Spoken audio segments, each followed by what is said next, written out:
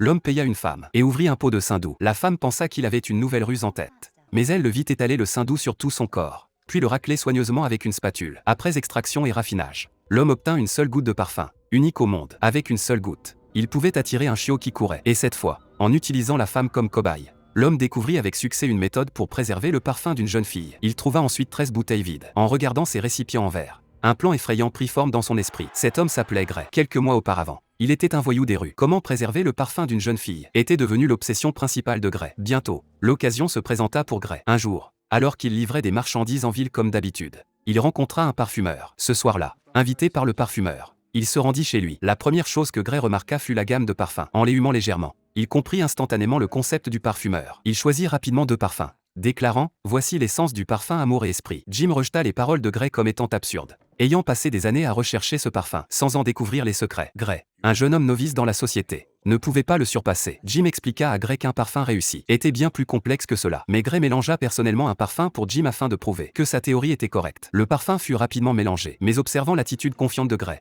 Jim, à moitié sceptique, déposa une goutte de parfum sur un mouchoir. Puis, d'un geste rapide du bras, il se figea sur place. Incroyablement, le mélange de Gray était parfait.